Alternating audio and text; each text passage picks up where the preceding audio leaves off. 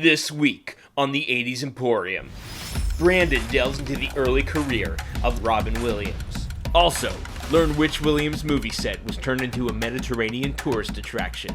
Go on, lean in, listen, you hear it? The 80's Emporium starts now!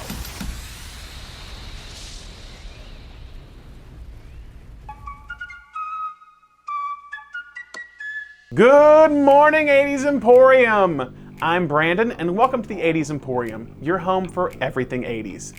The 80s were a great time to be a comic actor, and many of the comedians we know and love today got their starts in that magical decade. In a previous episode, we explored the early days of Eddie Murphy and his rise to stardom in American entertainment. Today, we're talking about a comic genius, one who played an alien, a sailor, a president, a clown, and even a genie. That's right, the one and only Robin Williams. We here at the 80's Emporium would like to honor Mr. Williams by taking a look back at his early career. I'll drive.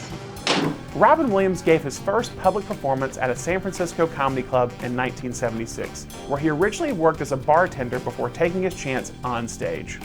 Soon after, he moved to Los Angeles to pursue a career in stand-up comedy. There, he was discovered by TV producer George Slater, who asked him to appear on a revival of the TV show Laugh-In, where Williams performed in all 6 episodes. The following year, Williams earned a guest spot on the television sitcom Happy Days, playing a lovable and quirky alien named Mork. Mork from Mork. I don't know, must be from the east side. What's the purpose of your visit to Earth? Purpose, recall.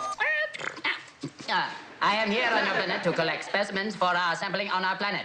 Are you gonna take Hank Aaron? Hank Aaron? No. Williams' character was so popular that he was given his own spin-off show, Mork Mindy.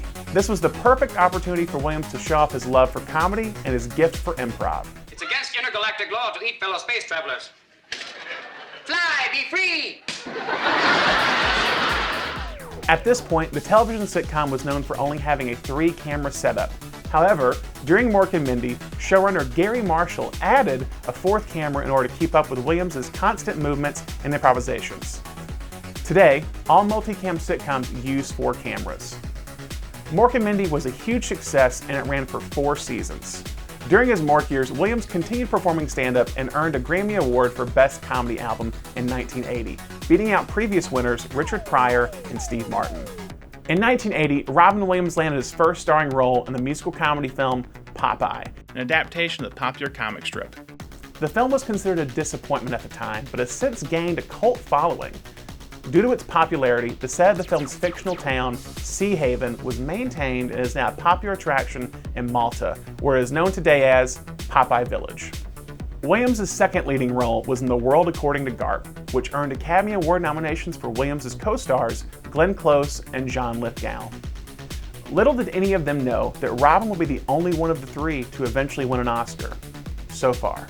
But not all of his movies were winners. After Garp, Williams teamed up with Walter Matthau in the screwball comedy The Survivors, which flopped the box office, only grossing $2 million and was universally panned by critics. What did I do to end up with a crazy person who's dressed up like an Eskimo terrorist? Now you're attacking my clothes. Thank you. If you're interested in some one-of-a-kind 80s merch, please check out our online shop for t-shirts, hats, mugs, and more. Use the code 80's Emporium for 10% off your order. People over here going, what the hell's he doing now? Catch up! In 1984, Robin Williams starred in a romantic comedy drama, Moscow on the Hudson, as a homesick Soviet circus musician who defects while on a visit to New York City. Williams, ever dedicated to his craft, even took lessons to learn how to speak Russian and play the saxophone. Talk about commitment. Hudson gave Williams his first Golden Globe nomination for Best Actor in a Motion Picture. Williams had a duo of duds in 1986, the first one being The Best of Times, which failed to live up to its name. You started this rotten disaster and you're gonna finish it. The football-themed film was co-led by Robin Williams and Kurt Russell, both of whom played football in high school. Unlike most films about contact sports, both performed their own stunt work in the film. The next Williams flick was Club Paradise, about a retired firefighter from Chicago who teams up with a reggae singer to transform a sketchy Caribbean nightclub into a resort for rich tourists.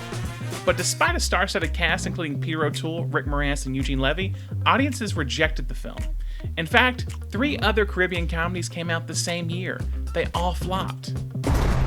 However, 1986 wasn't all bad for Robin. A Night at the Met, Robin's 3rd HBO comedy special, earned him another Grammy, the 2nd of the 5 he would receive throughout his career.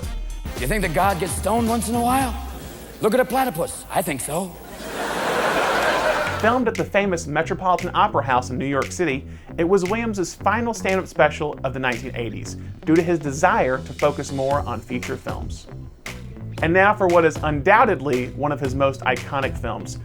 Good morning, Vietnam! Director Barry Levinson allowed Williams to venture off script, and he ended up improvising most of his lines. The film was a hit, becoming the 4th highest grossing film of the year. For his role as Adrian Cronauer, Robin earned his first Academy Award nomination, as well as his first Golden Globe win. Toward the end of the decade, Williams teamed up with the inventive director Terry Gilliam, who had gained early fame as a member of the Monty Python comedy troupe. In The Adventures of Baron Munchausen, Williams appeared in a smaller role as the Man in the Moon. The film bombed the box office, but it actually received good reviews and an impressive 4 Oscar nominations for technical achievements. Williams would later work with Gilliam again in 1991 on the award-winning film The Fisher King. In his final role of the decade, Williams played John Keating in Dead Poets Society, where he played a private school English teacher who inspires his students to Seize the day. The film was a critical and commercial success and received numerous honors, including Academy Award nominations for Best Director, Best Picture, and Best Actor for Robin Williams, as well as a win for Best Original Screenplay. Today, it is regarded as one of Williams' most celebrated performances. The 80s marked a successful start for Robin Williams, and he would continue to command the big screen over the next decade and a half, with iconic roles in Hook, Jumanji, Mrs. Doubtfire, Aladdin, Flubber, and more. He eventually received an Oscar for a supporting role in Good Will Hunting. This might be the one time I'm speechless. Robin Williams will always be in the hearts of many. He was a true inspiration and will always be remembered for his talent, humor, versatility, and kindness. Now I want to hear from you. What's your favorite Robin Williams film? What's his funniest? What's his most memorable film to you? Comment below. Remember to subscribe to this channel and hit that notification bell to be the first to see our new content. And please check out our other 80s movie moments videos and let us know what you want to see next. Thanks for watching. We'll see you next time. Need a last-minute gift for someone special? If so, you can now find our very own Stu Pollard on Cameo, where he is raising money for truancy.org. He'll happily create a personalized message of this day in pop culture retrospective for you or your loved one. Excuse me, Mork! You're Mork! This is Mork! I'll just close the door real slow. No loud noises, okay?